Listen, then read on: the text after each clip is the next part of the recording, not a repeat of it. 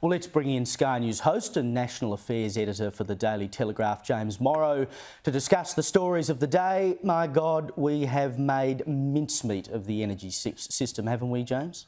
Well, you know, I was a bit intrigued by your editorial there, Caleb, and great to be with you here tonight. I was a little disturbed by what our friend from the Grattan Institute said there at the end. He said that he thought Chris Bowen was capable. And frankly, you know... I know.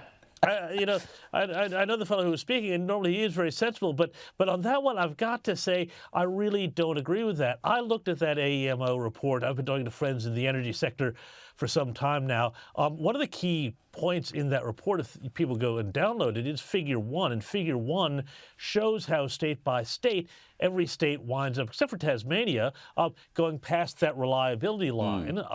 And New South Wales is actually going to be the first cab off the rank there. And this is because we've simply gone, and it's fine to go and blame, you know, the Liberals and everybody else, whatever.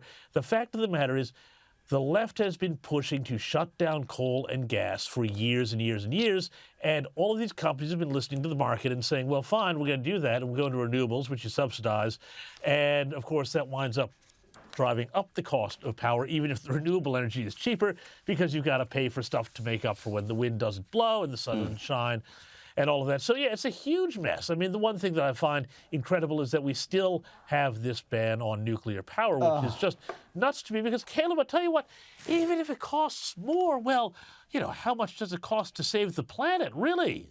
I know. No one talks about it. We need to lift that moratorium. As I've said many times, if it's economically unviable, which is the argument we're always given, then simply lift the moratorium and let the market decide. If it's economically unviable, it won't happen. So you've got nothing to lose in lifting the moratorium. Now, Independent Senator Lidia Thorpe wrote an impassioned piece for the Sydney Morning Herald today against the Indigenous voice to Parliament.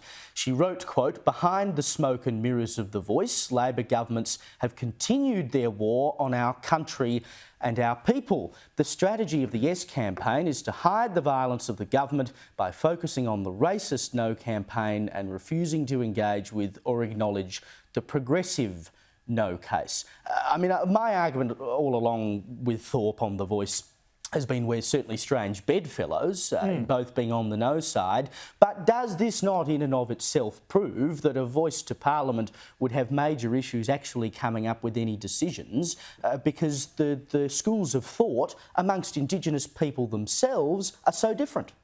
Well, the thing is, you know, Caleb, I read that piece and I saw Lidia Thorpe's speech to the press club a few weeks ago.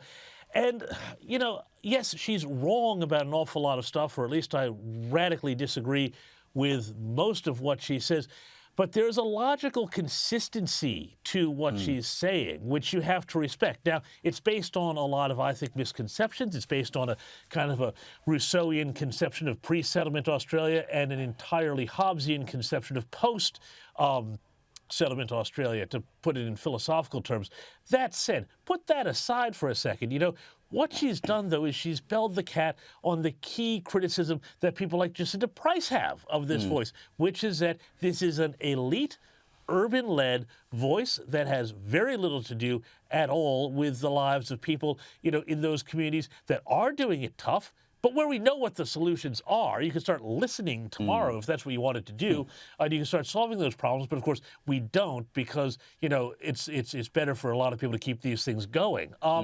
You know, so there's a sort of a radical certainty to her piece, which I think is an interesting thing. And I think she adds more to the debate. And I think people on the right sometimes dismiss Lidia Thorpe unfairly, entirely out of hand, when in fact she has a worldview that's radical and I think wrong, but it's consistent in its own sort of expression of why there are problems with the voice and so much of the other ways in which, you know, we deal as a country. Yeah, well, even if you think she's mad as a cut snake, she's a principled woman, and we don't see too many principled politicians these days. Speaking of politicians, the last Premier of Queensland to be booted from office, who was, of course, Campbell Newman, is now urging Anastasia Palaszczuk to follow his example and quit. He wrote today, quote, "When my personal standing was dragging things down, I offered to go in September 2014, but I don't think she will. If Anastasia Palaszczuk was truly a team player, she'd stand aside now and let new leadership take the party forward.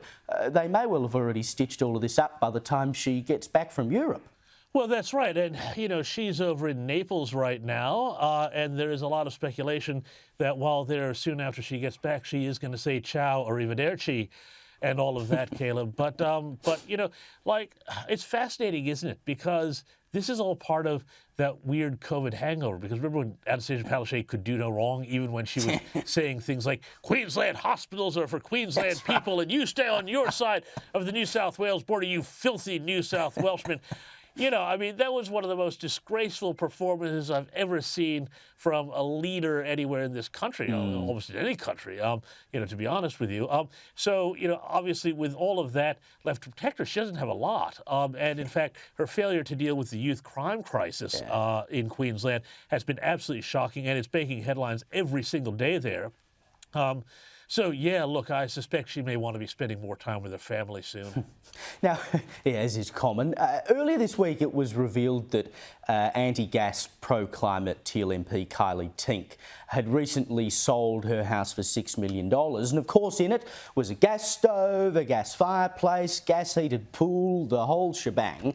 We learned today that the Lord Mayor of Sydney, Clover Moore, who recently put forward a ban on gas in new homes, she also has a gas cooktop in her Redfern home. You know, all these people who want us to give up on our creature comforts, they've just got to keep them for themselves, don't they? Oh, Caleb, would you stop being such a culture warrior? Come on. These people, they just want to tell you how to cook your food and heat and cool your home and how you get to work and what you eat and what you do. Why are you such a culture warrior? Why are you so obsessed with what these people are doing? They just want to save the world. And Clover Moore, of course, you know, is right there at the forefront of this crusade there. Now, of course, you know, as we know from crusaders of all stripes through history, you know, they don't always follow up to their own ideals. But, of course, you know, I think Clover Moore probably secretly knows that gas is probably better for an awful lot of these applications. And, you know, I was also impressed by the portfolio, the property portfolio that she's managed to build up. So good for Clover Moore on that. Well done to the Lord Mayor there. But seriously, though, you know, it's just amazing to me in my lifetime, Caleb, you know, that the left has gone from you know, telling the government to stay out of the bedroom to wanting the government to get into every other room of the house, you know, whether it's the kitchen, whether it's the lounge, whether it's the TV room because that TV is too big and it's not tuned to the ABC anyway, to the garage because, you know, you have some, you know, petrol-guzzling monster in there and not, you know, a little Tesla plugged into the little inverter that's going to allow them to steal back your own power during the day when they need it to fuel things. You know, it is just this weird, creepy, totalitarian nature where they really do think they know better than you how you want to live. Of course they do, and I tell you what, when they start coming for the cellar, it'll be all over. James Morrow, thank you so much for joining me tonight.